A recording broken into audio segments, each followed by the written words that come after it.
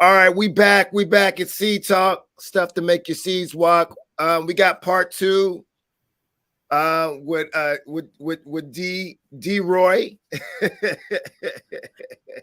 haven't heard D Roy since my military days. No. Oh, this is your military days, okay? And then on our first episode with you, part one, we talked about you being an ROTC and you going into the military, and then studying art and doing the art and doing all that good stuff. And now you're here in the Pacific Northwest, and we're glad to have you here because you're here, you know what I'm saying, beautifying us, you know what I'm saying? And so it's great. I wanted to just jump right into it and just talk about like who are some of the, we're talking about last time we were talking about how art Hey, it's in there, right? Yeah, you can't spell our heart without art. But how it heals and builds community. You're talking about how it brought the community together, and y'all did a mural together and things of that nature. Can you think of anything else when I say how art heals and builds community? Can you give me any examples that throughout history that you've seen, or and or you just been a part of, like how art heals and builds community? we're gonna call this the heart section, Yeah. and we'll just have the little quotations for the art part. So yeah. So before I even touch on history wise, one of the very first, now they're well known as paint and sips, right? Events that I did was actually in California, and I kind of briefly told you about it, but it was actually for a lupus foundation.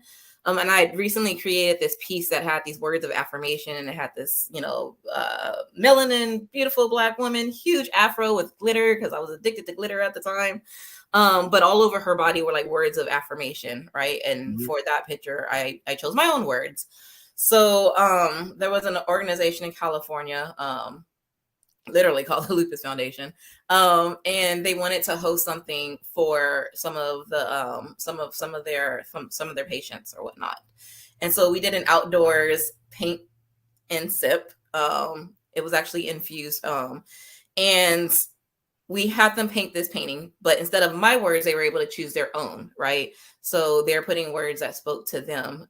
So that painting, that paint party in itself became like almost like a healing circle, right? Like, people were talking, they're conversing, they're talking about why they chose the words that they chose and just what it meant to them.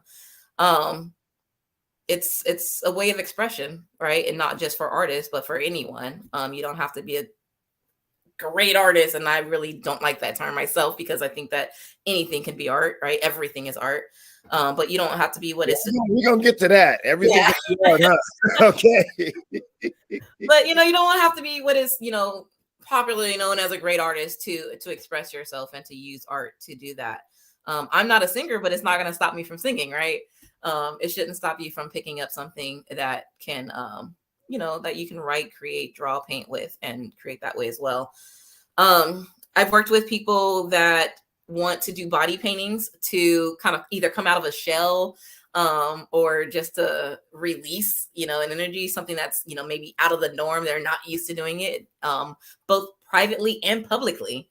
Right. I've painted people who have never before, in a sense, been quote unquote nude. They're not entirely nude. Their bottom portions are covered, and we use pasties and things like that. But they're like, hey, it's almost like a bucket list thing, right? Like, I want to do this thing where I become the art, right? So yeah, there's that, and that's men and women. I've had I painted both for that in that manner.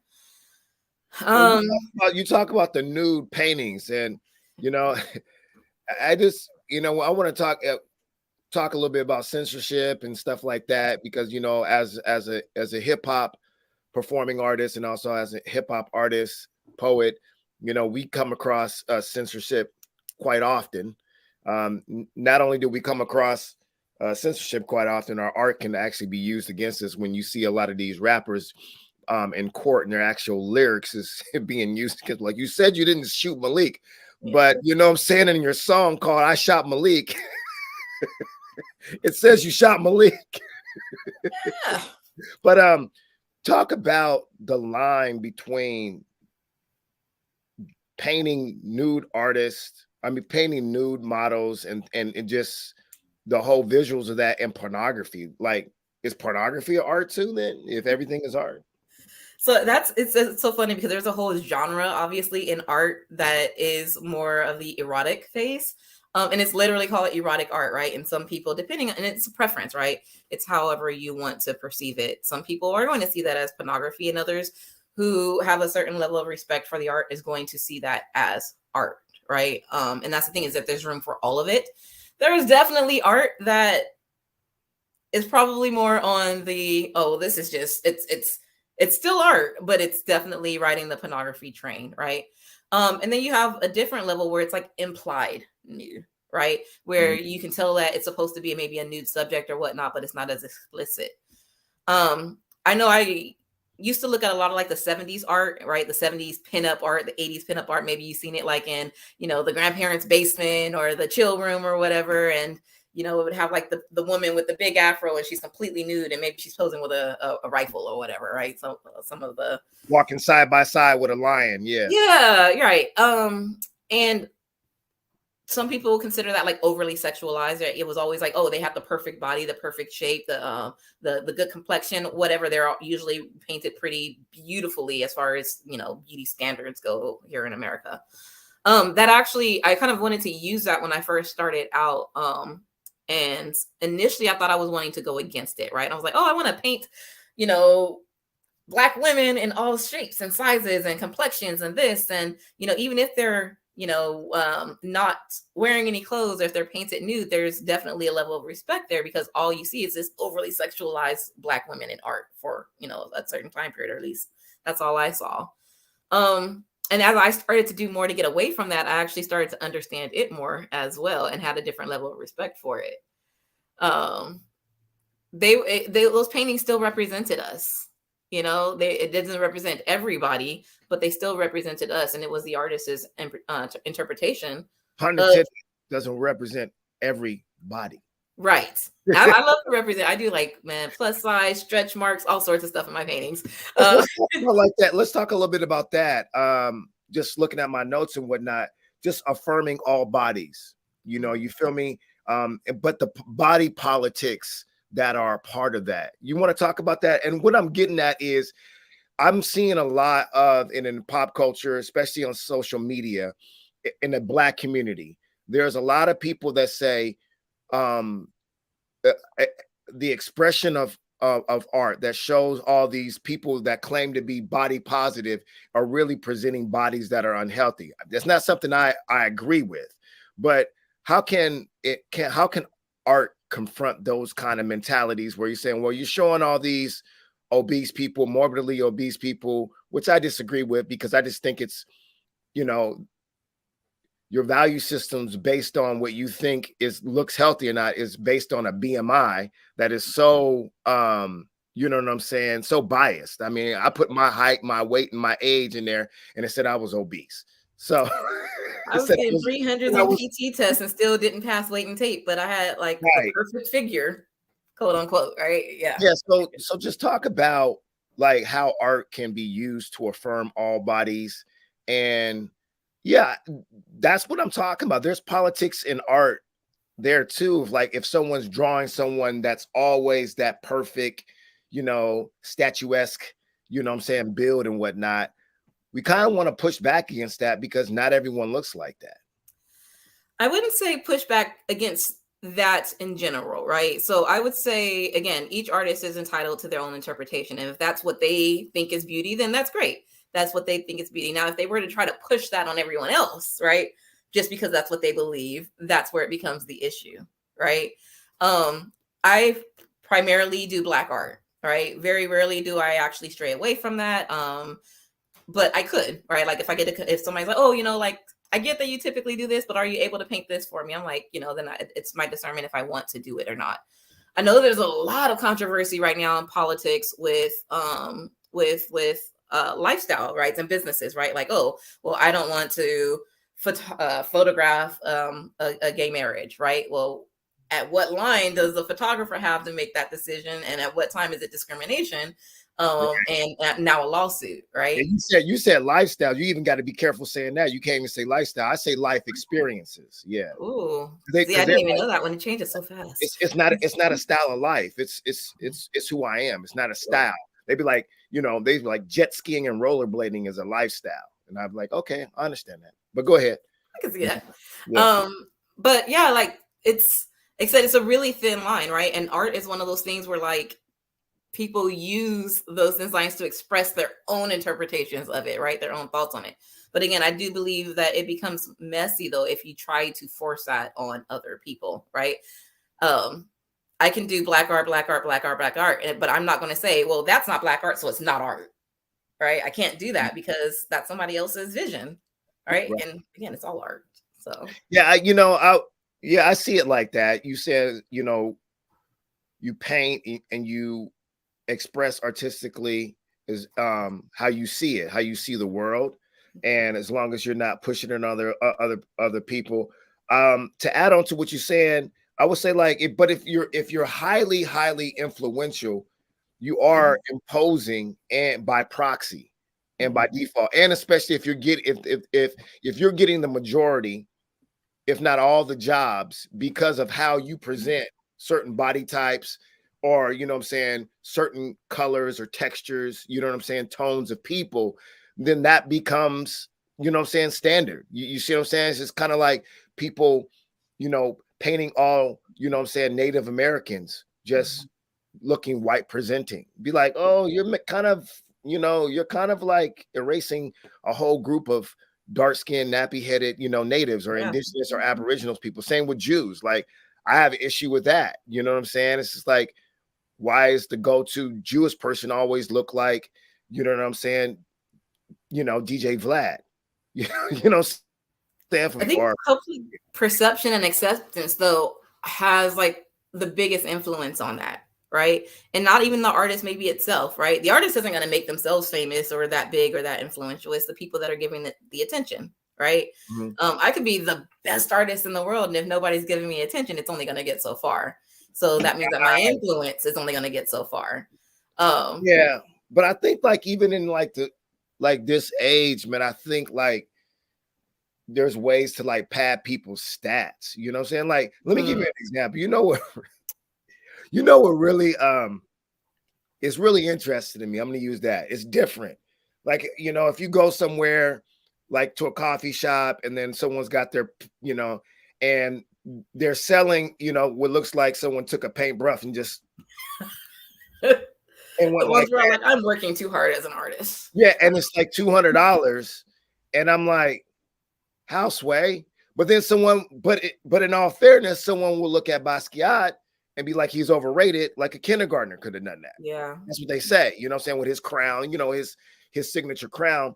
And that's when I just came to the realization, it's like, even in hip hop, like some people are really, really into Blueface. I think that if you kidnapped one of his loved ones, I don't think Blueface could rap on beat. But that's the quality that the consumer, and he's even developed, and bless his soul, he has a whole brand now. The relationship with him and his, the abusive relationship that he has with his girlfriend. But my point is that the consumer creates the value. You know what I'm saying? And that's why they're so important. You know what I'm saying? I remember I had a friend of mine and we're talking comedy because I do stand up too. So we were just talking about what jokes are funny or what's not funny or what's racist, what's not. I said, the only offense that the comedian can do is that your joke is not funny. You could read the room and not read the room right and tell an inappropriate joke. That doesn't mean it's not funny. You know what I'm saying? And so I remember them asking me, well, what kind of, sometimes people just go too far. There's some jokes that shouldn't be told. I said, no, there's just no limit on it. And I feel the same way about any kind of art. You know what I'm saying? And I said, but I do have a problem with prank comedy. I do have. If the recipient does not know that they're being the target of a joke, I have a problem with that. I do. But if you're clicking on a movie and it says comedy, and then you can look at it and it says R for explicit language, mature themes, blah blah blah, drug use, you can turn it off. If you're going into a comedy show, you can get up and leave. You know what I'm saying? But that was the point when I explained to them, and if they felt really, really offended, and I said, I think we've come to an impasse and a crossroads where there's a division between the artist and the consumer. You're not going to see it the way I do because you're a consumer. And they were like offended. I said, wait, don't be offended. You create the market for me. You create value. Like you said, once someone says, hey man, I don't really like that kind of humor anymore. Yeah. Comedians are going to start switching it up. A lot of visual artists are going to start switching it up. No, you definitely do have that. It's really hard to stay, especially if you're trying to sell, right? And that's a completely different topic, right? Yep. Those artists who are creating art because it's their vision, is what they want to do, and then artists who are creating art solely for the consumer, and they're going to shift like with trends, right? It's like, oh well, what I was doing isn't working, so I'm going to shift in this direction. I'm kind of curious, the person that you were talking to, also what generation they were in, because I'm noticing that as a really my age, yeah. I'm like, so they grew up with like the 90s comedy and everything, and it was, a lot less censored and anything. They were all over the place. They thought they didn't like the jokes that are quote unquote, racist and stuff like that, but they thought it was funny when Dave Chappelle was, cracking jokes about Michael Jackson molesting kids. I said, well, a lot of people would think, rape is just shouldn't do that. So, but you thought it was funny, huh? Yep. See, and here's the thing with that, and it's the same with art, right? Find a genre that does work for you. Like you're gonna, if my art doesn't speak to you or speak to in the way that you want to be spoken to, there is someone out there who is creating art that is tailored more for something that you like. And again, you're not going to find that if you censor it, right? Back in the Renaissance, and this is where like post-impressionism and all of that stuff came out of, right? You have the masters who were like, this is art and anything else is not art. It's not the way you do things, right?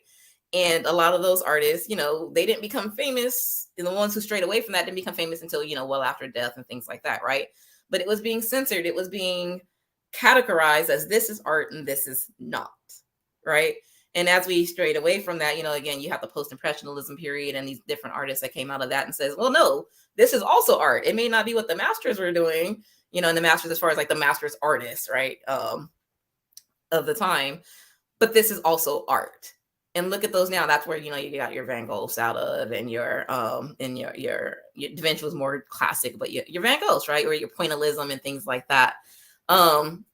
Then you have your artists, like you said, Basquiat, who is more of the graffiti style artist. And people are like, oh, it's a kindergarten can do it. And during his time, it was probably like defacing, and it wasn't, it's in the city, or it's, let's say Bansky, it's on walls, right? It's tagging, it's graffiti, it's unwanted. And now it's in museums and it's auctioned and it's high dollar value and it's art. It shifts all over the place because it's art and because it's open for interpretation, because it's open for, it's going to be for one crowd and maybe not the other. We don't even place our own value on our art necessarily as artists, right? We can give it a price tag, but really what places the value on it is what the consumers do, right? The request, the demand for it, the popularity of it. Art is one of the hardest things to actually really, really, really blow up in, per se, because again, it's not really what we're creating. It's what other people see the value as. See, a lot of people don't know this about me. Some people do, but I wanted to be a full-time artist. That's what I wanted to do before I had children, before I got married. You know what I'm saying? And now that I'm, my children are grown and I'm not married anymore, I'm able to really jump into that lifestyle and that, that experience, acting more, making music and stuff like that. My point I'm trying to make is the reason why I had to choose being an educator and working a 9-to-5 rather than be an artist is because of what you just now said. I would hate to get up and be like, man, I really want to make this song talking about our ancestors or Orishas and teaching people about African spirituality. And then the label saying, nah, man, that's, those 8 songs that you made, they're hot. They're really great. I mean, me and my friends, we listened to it and we smoked weed to it. People were dancing to it. But no, we need radio cuts. I need you to talk about this. I need to talk about that. And it's like, that's why KRS-One says, you know what I'm saying? Don't ever try to make money off your art, because then that's when you start to devalue it. You know what I'm saying? What are your thoughts on, what I'm saying, quitting your day job or whatever? I don't want to get in trouble by HR or anything. But no, and what are your thoughts about just doing art full time? I've actually experienced there, and it actually is a little story behind it. When I first moved out here, I didn't plan to go back into the workforce, and that's like I was actually coming off of teaching, right? And I knew I didn't want to go back into teaching because honestly, it was hard to leave my students. I felt like really bad, and so I was going to do art only full time when I moved out here, and I did start doing that, and I was actually doing decent. Like I think I was making somewhere between $6,000-7,000 a month, doing it like the first summer being out here. Wow, that's dope. But I started to dislike it, and I started to dislike it because in order to make that, I needed to take every single thing that everybody asked me to do. I was painting on backpacks, which I loved because I did it for my daughter. And then now when you're doing, 10, 15 backpacks a day, rinse and repeat, I'm not as creative. Now I'm just creating what people want me to create. You're a conveyor belt. It's like a company. Yeah. And it made me not enjoy it. Right now I'm not, and this is not to stun or anything, but the month of June, I probably made like, not even I haven't done the exact numbers yet, but it's somewhere between $15,000 to $20,000 based on this art. Right. Yeah, but you're doing it a little bit different. Like you're on stage with Tyler Kweli, okay? Flex, okay, I see you. But I'm on stage, but I was also, the month of June was probably the most tired, the most draining. I mean, I was almost not recognizable to myself, because I do have a career, right? And what I noticed was, for me, at least right now at this point in life, while I do still have kids that are in the house, I have two, I have a 13-year-old and almost 17-year-old. I still have support that I have to provide. It is easier for me, and it's more relaxing and more peaceful for me to know that I don't have to depend on art to take care of those responsibilities for me, right? And that I have the freedom to tell someone, you know what, like I hear what you're asking for, but that's not really what I want to be doing right now. Maybe I can refer you to another artist, but I don't feel like I have to take every single thing that comes my way in order to survive. Yeah, crass consumer capitalism is a double-edged sword. It's like, it sounds like the Pacific Northwest has been good to you when it comes to art. No, it definitely has. And again, I told you in our part 1, right? I didn't expect to even find community or even, a certain percentage of Black people out here. I'm so glad that you said that as a transplant, because it's so funny that, what's really interesting about this area is that I hear a lot from Black folks, man, I want to get up out of here. I don't know if we talked about this on the first episode or not, but I want to get up out of here. I hear it from my artist friends too. You know what I'm saying? I got to get out of here. It's not enough Black people, just this, that, and the third. The first thing I tell them is, okay, go ahead and leave. It's more room for me, you know what I'm saying? Because the traffic is getting really bad. I hate to see you go, but when it comes to, my circle, I don't have those type of problems because I have the privilege of being here for 30 plus years. So it's all about quality over quantity. And my circle is very, very progressive. It's very cultural. So I see the culture, you know what I'm saying? That's why I was able to start my own, business, spoken word, storytelling, theater, because I come from an artist collective. That's who I deal with. Community activists and artists, and educators, and just really, really positive, healthy, non-toxic Black folks and copper folks and brown folks. But then the next thing I tell them when artists be like, man, I'm getting out of here, man, I'm going to Houston, this, that, and the third. I said, you can go to Houston online. You can be anywhere in the world. You can go to Paris online. That's number one. And I said, why and this is a very established artist that I said this to. I said, why artists don't make it in Seattle? He said, why? I said, it's not so much that the city gives up on the artist, but the artists give up on the city. Yeah. This is a gold mine. If you stick it out and have the endurance and be willing to, to deal with it, you know what I'm saying? It's like waiting for those Seattle summers. It's worth the wait. You know what I'm saying? And the light's going to shine. Maybe you need a little bit better financial literacy so you can, save up. You know what I'm saying? because you're going to be making some good money once summer comes. I wanted to ask you if you care to reveal it. You know what I'm saying? I know that some people might not want to reveal it for so many different reasons, but how were you able to do what you do to generate that much revenue and to be on stage? I've seen you at least on 2 stages, and it's very, very, very admirable, very impressive with Talib and these other, you know, doing your stuff. Like, how are you able to do it in this climate, this economic climate, post-COVID? Well, it's a yes, post-COVID. I was actually doing, I mean, probably shouldn't have, but I was doing it during COVID too. Mhm. You know, there were still events going on. They didn't completely shut down. We just shifted with how we did things. One, you have to not be, you have to put yourself out there. It's not going to just come to you, right? Like sometimes, and this, you know, obviously doesn't speak for everybody, but sometimes some people expect everything to just come to them because they're doing it, right? Like, Mhm.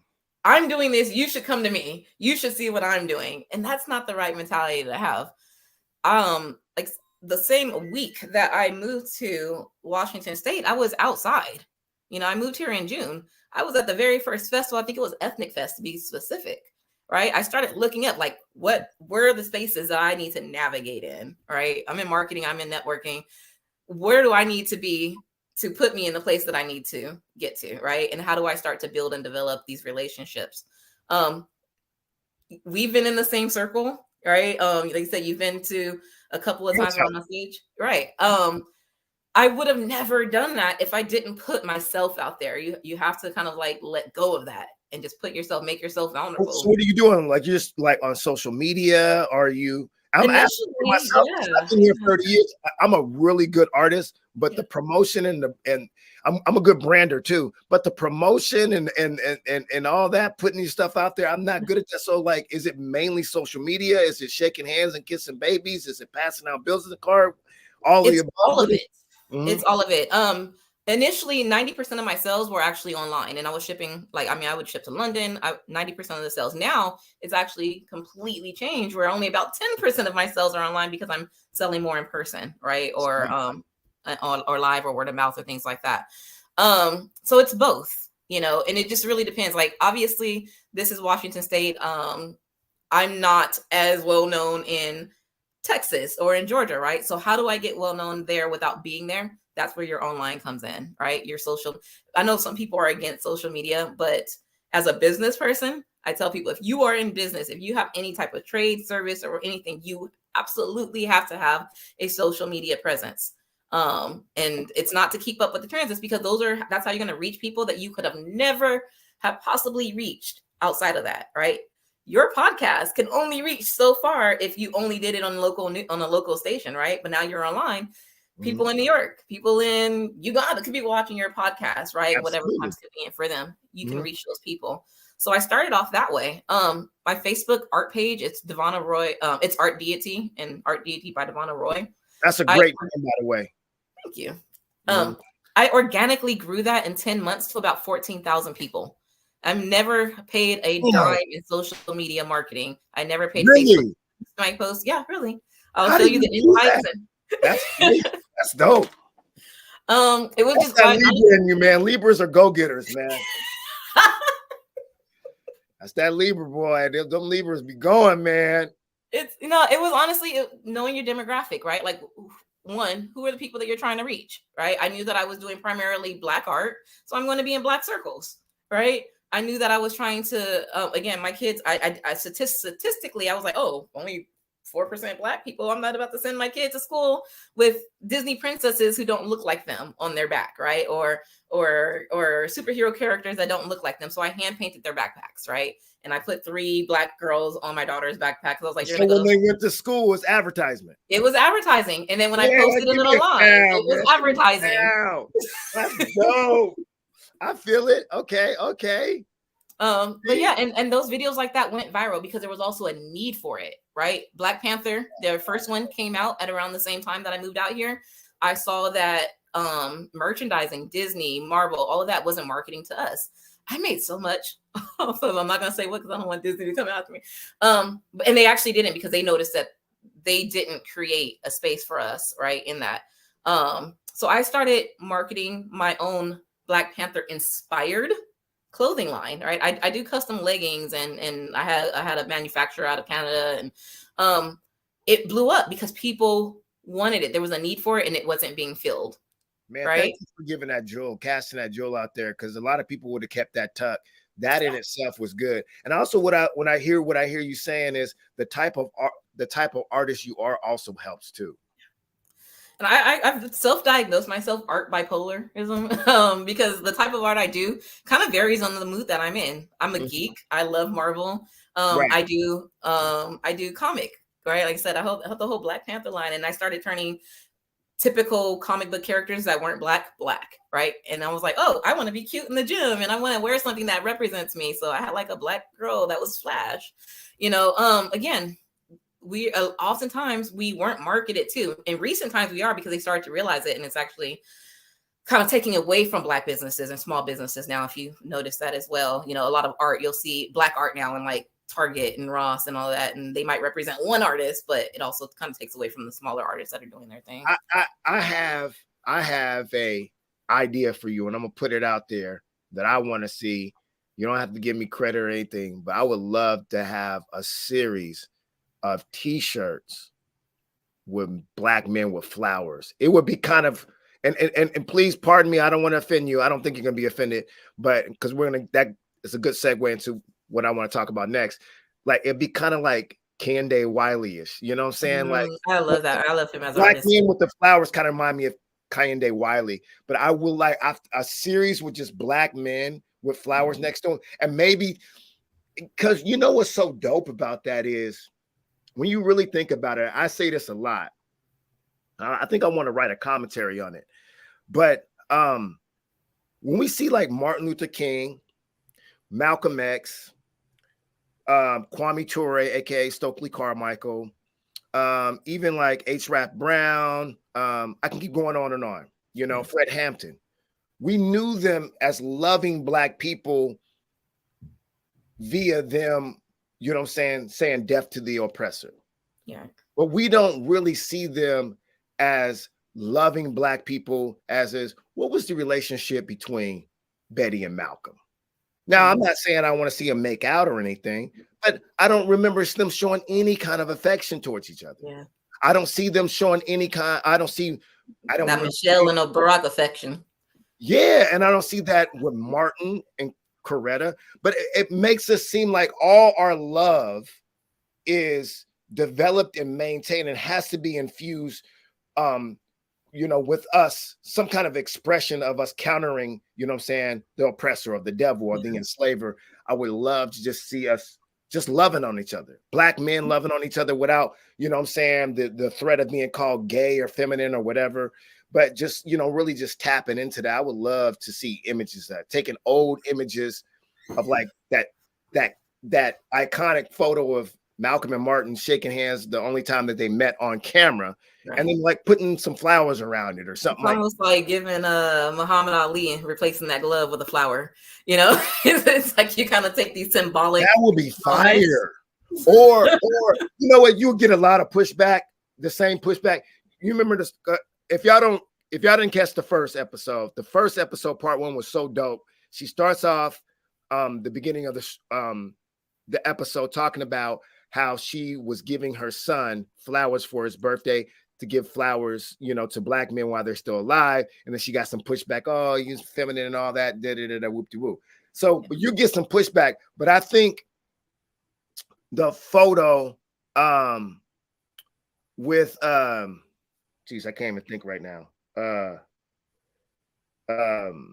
What Stokely Carmichael is it? No, it's not Stokely Carmichael. Yeah, it is. It's Stokely Carmichael sitting in the Black Panther sitting in the chair with the rifle and replaced it like with a rose or a dandelion or not a dandelion, a sunflower. Ooh, that would be fire. Now I have to credit you because this is live. So it's like, oh, she got that idea, but no, this was a dope idea because they're if he had like a spear in one hand, like replace the spear of the gun with like a flower, that would be fire. I think that would be or dope. Something and it's almost symbolic, right? Because what does the spear and the gun do? It takes life, right? And flowers and represent life. It protects life too. It does protect life. Well, and again, that kind of adds to the symbolism of it, right? Like Mhm. flowers, it also gives life. It is life. It's representing life, right? Um, that's And the beautiful part of it, is that people are going to interpret that. People would interpret that different ways. You know, like as an artist, you see some artists get upset if people don't interpret it the way that they painted it, right? But I don't think that they should have to, right? Your Mhm. interpretation of it should be different because it's yours, right? And I would Mhm. want to hear and just kind of like I get a kick out of seeing what other people see in the art, right? So somebody might see it as, oh, it's replacing something that takes life. Some people can see it as something as representing something that protects life. Some people can see something that gives life. You know, like everybody's going to have their own, and that's the beautiful part of it, right? I think I think what will be dope is, and I've been doing this for years, is stop using European standards and value systems and their history as a premise. And that's the Yo, foundation, is the root. Start using African spirituality and pre-colonial images, and you'll see a lot. Now, one of the most powerful examples I use of this, and you have to be careful with this, is the monkey. Now, Black folks don't like to be called monkey, blah, blah, blah, whoop de whoop. But if you go pre-colonialism, the monkey is an incredibly spiritual, wise, and intelligent being in our community. And if you look at Ndinkra symbols coming out of West Africa, there is at least one flower that I know. It's a fern, and I forget the name of it, but I actually have it tattooed. I'm not going to be out here exposing myself, but I actually have the tattoo right here, and it means endurance. So, but when I really look at like things like post-colonialism, I really don't see anything that is floral or mhm. flowers, unless you're talking about something that has to do with a woman or Yeah, female or feminine. So, but there's nothing anti-masculine about a flower in African spiritual systems. yeah, Like, no, blank, it's in the prints. If you look yeah, at fabrics, right? right, And tribal fabrics, flowers are often right. used in those prints, in those designs. Um, Oh, I know. Yeah, there is a flower. Yes, the yeah. cannabis flower. So, Yeah, the you cannabis know flower. what? Very, it's a flower. It is a flower. They A call rose it is a still a weed. rose, right? Exactly. We might have One to do man's weed is one another with man's Tupac with that marijuana. actual rose. It's So, so funny because even the painting that's behind me that I started at the festival this weekend, you know, like I was looking at the colors in it and like even the colors of his shirt. And it's like the flowers that were on him could also easily be replaced with cotton, right? Because you do see a lot of art that depicts slavery or whatnot, and you'll see that on there, right? And you know, flower too. I was gonna say it's a flower too, right? Yeah. You see that in was it IKEA where now you can just go buy a stock of flower and it's part of your decor and all of that good stuff. Mhm. Um, but even things like that, it's like if it was replaced with something, you know, that's also meaning just it's a different flower, same concept, different flower, but it takes on so much a different meaning, right? If I had just replaced those three flowers right there with cotton, it now becomes a picture of slavery, Mm. right? But just because it's not there, it's actual flowers. Oh, it's a man and he's holding flowers. Like now, what is it? You know? Mm. Sorry, I can hear my door opening and closing. Um, Just that little change makes such a big difference. It's yeah. fascinating. So you did that piece behind you when Stokely from Mint Condition. It was Stokely in the band, not Mint Condition, for copyright reasons. Um, so what happens if the artist that you are painting behind asks for the painting? One, I'd be ecstatic. Just because it's like, oh, great, like you appreciate it that much. The one that I'm doing, it's actually this side because we're mirrored here. That's actually going to be the one I was telling you that I'm doing of Juvenile, and that's being given or gifted to him Mhm. this weekend on Sunday. They just getting the art for free. You ain't gonna charge. The promoters that are doing the events are the ones that are so Gotcha. he's getting it for free, but it wasn't necessarily done for free, if that makes sense. So Um, how come you just didn't gift Stokely with or Talib with the painting? so I actually wasn't on stage with Stokely. He was on a different stage. Okay. Yeah, he was on the outside stage. I was inside. Honestly, one, I'm also a firm believer that marketing and networking has a value as well, right? Case in point, I did a purse for Lily Lyons from SWV. Mm. I sent it to her. It was free. Loved it. She did a video of it. She sent it to me. I shared the video. I was already excited because I was like, great, it's great marketing for me. But then she also had it with her for 2 episodes of Growing Up Hip Hop Atlanta. So the purse that I did for her got airtime. Right. Now, no amount of money that I could have charged her for that would give me. I know that. So why didn't you give? I call it Young Jeezy. Why didn't you give the Young Jeezy painting that you did for Talib? How come you didn't give it to Talib? If he had asked for it, I would have. No, you gotta ask for it. Closed mouth doesn't get fed either. But yeah, no. I've gifted so much art, and art is how I express myself as well. I tell people I'm not the best with words. I love words, but if it's okay for me to speak on it, Elijah Lewis, right? Yeah. He is a big collector of my art. I met him a couple of years ago, I think at Yamoja Fest. I want to say it was like 3-4 years ago. And I remember him, he was like, oh, he reminded me of my little brother, right? Again, I'm 40 years old. My youngest brother is 22. And I'm like, here's this kid that's like ecstatic and he wants to show me his apartment because it's like all art, right? Like he literally made it into his art, his gallery. And when I got the news of, his murder, because that's what we're gonna call it. It was a murder. I didn't have words for it, so I took my emotion to canvas.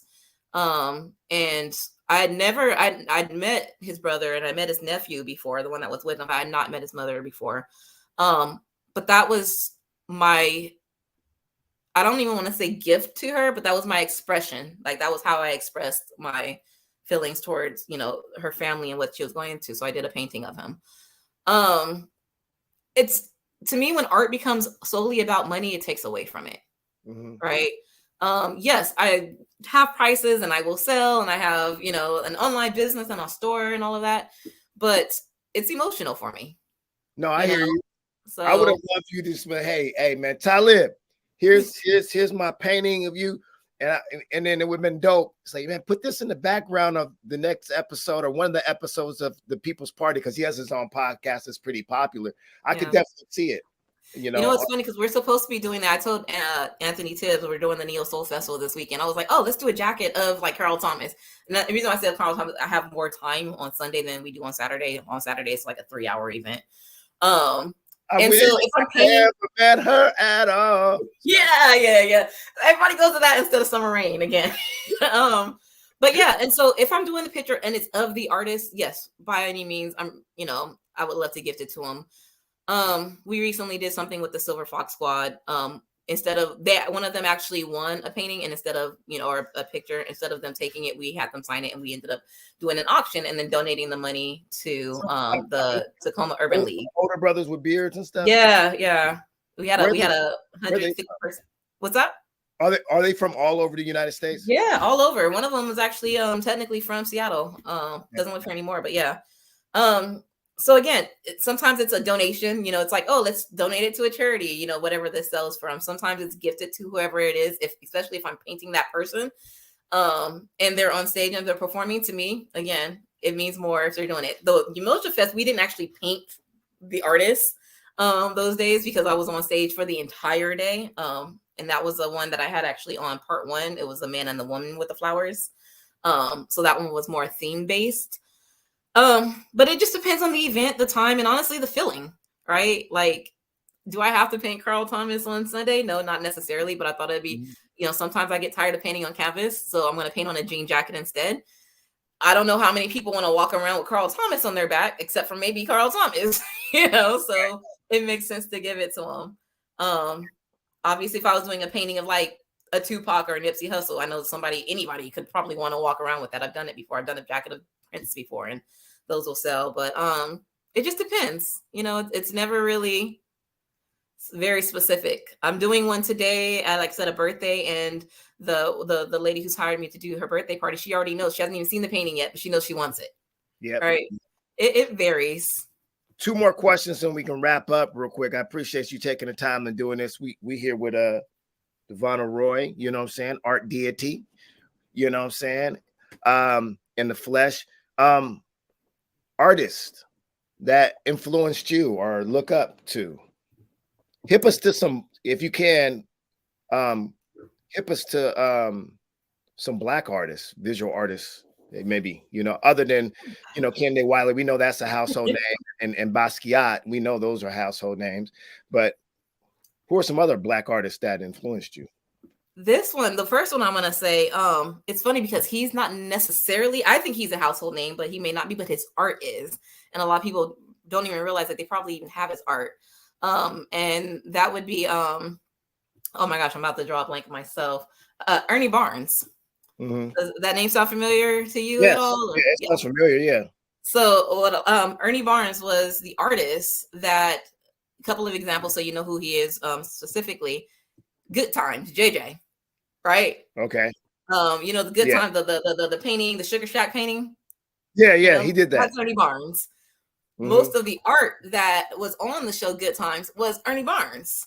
Like the art that JJ was doing, that was his work. Marvin Gaye's album cover, Ernie Barnes. Right. I've always looked up to him. My family is from Chicago. My dad grew up in the apartments that, like a lot of that stuff was based on type of stuff.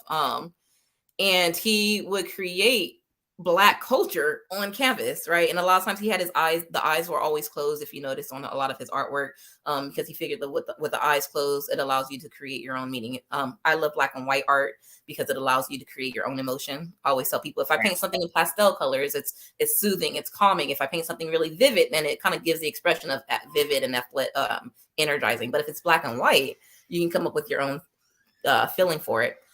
He kind of did the same thing with keeping his eyes closed, but you can still see the movement. He had the elongated arms and legs. Yeah, they look like they're from the Dinka tribe in Sudan. Yeah, but it was current Black culture that he was representing, right? It was the little girls playing double dutch, or the boys playing basketball, or the juke joint, right? With the local bands and stuff like that. So definitely, I've actually been inspired by him for a few pieces. So he would definitely be one. And then artist that's still alive and still creating. And a lot of people have his art again in their homes and don't even realize who he is. But he goes by the name WAK, W.A.K. That's actually the abbreviation of his initials. His name is Kevin A. Williams. If you see like the black love. You said W what? W.A.K is his artistic name, but his actual name is Kevin A. Williams. Mm-hmm. Okay. And his were like the pictures of like, the man holding the world on his back and the woman walking on the world, or God molding, the woman out of Adam's ribs, or his focus a lot on like Black art, Black love, right, and Black families. Yeah. And he's still creating and painting new things to this day. Right. So he is another one that, I want to say late 90s, maybe mid to late 90s is when his art really kind of took off. Mm-hmm. There's another artist. His name is Felly. He's, we're actually Facebook friends. He's an airbrush artist. They kind of came up in the art game around the same time. He was on this show. Felly was on a show. It was an airbrushing competition.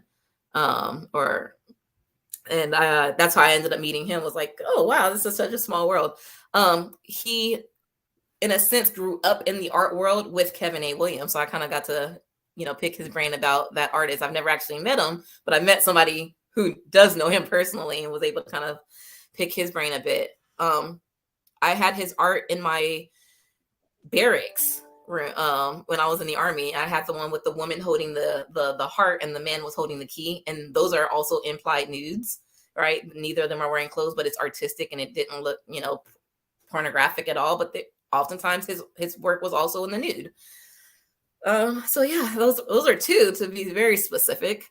Yeah, thank you for that. I needed them because I need some current people. I'm gonna go down to the Seattle Art Museum. I'm a subscriber down there. I got my little season ticket holder, whatever. And I don't know how to pronounce a Moako Soul of Black Folks. Mm-hmm. It's an exhibit down there right now that's going on. So I'm gonna check that out. Last question, bucket list. What's some bucket list things you want to do as an artist? You been to the Louvre yet in Paris? Yeah, I have actually. What was that like as an artist going there? It's That amazing. is dope. Paris, as far as a tourist, I am okay if I never ever go back to Paris. France is gorgeous. Paris is a little. It's not my. It's Yeah, interesting. the Louvre's a Um, whole bunch of stolen property. Yeah, I get it. But yeah, it's a little I, dirty. yeah, Yeah, I thought the artwork was amazing in there, of yeah, course. it is, and that's it. I wouldn't say that was on my bucket list, but it was definitely an enjoyable moment. Like as far as countries go, I'd probably go to like Rome for bucket list for art. Yeah, Um, honestly, I absolutely like I 300% love painting on stage. And so if I were to ever paint on stage at like Essence Fest, that would be like, look, mom, I made it. So and it's not even like, if it's just to be there in that environment and vibing, like the energy there, I just imagine that it has to be amazing, right? And so to paint with that type of energy behind you, um, I don't even know like what I would create. I would probably purposely not come with a plan, so that I could just create something just solely off of that. So that is definitely a bucket list, for sure. I started traveling with it, so I'm kind of knocking off a couple of things. I'll actually be in Alaska doing an event. This would be my second time doing an event, being brought out to Alaska to do something in August. So it's starting to spread. I had never been to Alaska prior to going 2 months ago, and it was to go to do something that I love. it's beautiful. It's Yeah, beautiful. it is. It reminded me of Seattle, but I was a little disappointed because I was like, I wanted the whole all dark experience or all light experience, and it looked just like Seattle because of Nah, the time I when I don't went.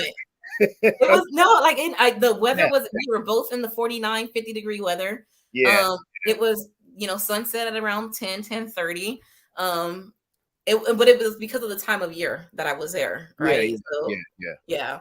yeah. There was no snow. There wasn't really any snow on the ground. I was ready to go dog sledding. You know. um, so yeah, but yeah, I would definitely, like I said, Essence Fest is definitely one of my big ones. Like, and I don't care when it happens, but it will happen because we're putting it into the atmosphere. We're setting it, we've said it out loud, so it has to come into fruition, and it's basically based off of the work that I put into it to get there, and I put in the work, so I will get there. That's I Yeah. don't have much, but Well, that's definitely we're one. we're gonna wrap it up real quick. I'll wrap it up with the plan of action real quick. And plan of action is also your homework. Again, like find the artist within you, because when you create, you become a creator, and you said everything you need to say when you're living this life on earth. Once you become a creator, you become the creator. You know what I'm saying? So the creator exists within you. So find that art within you, because like we said in the beginning, you can't spell earth or heart without art. So usually when there's art, there's heart and earth there, and that means growth. What would you say the plan of action is based on what we talked about today? So is this a plan of action for myself or for the Just people in watching? general, whatever, doesn't matter, because someone can be inspired by your plan of action and make it theirs. Honestly, and hopefully this isn't a lawsuit either, but just do it. Like, just get out there and do it, right? Don't psych yourself out. Get out of your own head. And I tell people all the time, if you can hold a pencil, if you can write, you can draw, right? And Mhm. there's no wrong way to do art, Right. right? So the plan of action is just get active, Yeah. right? Yeah. Um, I mean, if let you have go. a paintbrush and you have paint, you can literally throw it on a canvas and then put it on a wall in a coffee shop and sell it for $300. Just do it. Just do it. I go by art deity because it literally deity is a creator, right? That's what Right. it is. It's a god. It's creator. It's a deity. It's something that's creating something, and oftentimes creating something out of nothing. And anybody can do that. You don't need a paintbrush and I do finger paintings all the time. Right. I do Better stuff have that's artwork on the wall with a tack. yeah. Yeah. Mhm. So it doesn't matter what you don't have. Create something for whatever you do. Just start it. You know, go in without a plan on purpose sometimes and see what happens and what comes out of that. Right. You know. Well, we got to have you back, again and again and again, and keep it going. Thank you for making time. I know you're busy. You've been rocking with us, for about an hour. So, I mean, we'll have a part 3, 4, 5, 6, 7, inspire others, you know what I'm saying? And I gotta get some of your artwork in my house so I can have it in the background. You know what I'm Yeah, I've saying? been keeping that yellow one behind you there. Yeah, that's Stephanie Morales, another local, you know what I'm saying? artist here. So is that Keisha? anybody, Keisha, is that what that is? yeah, that's from Belly. Yep. I knew it. Knew my art. No. Yeah. Beautiful though. Amazing. Yep. All right. We out. It's been Speak On It. Make sure you liking this and you're sharing it. Make sure you get into the comments and you're commenting. If you would like Devona to create some art for you and you have a request, hey, DM her. She might be down, what I'm saying, to support you in that endeavor and whatnot. If you any topics you want me to cover on Speak On It, what I'm saying, Speak On It. Dang, I keep saying the old podcast and the old TV show. On C Talk, make sure you hit me up. Cash at me if you want to donate. Logic Amen. And then Venmo at Logic Amen. We out. We love y'all. Y'all be safe. Y'all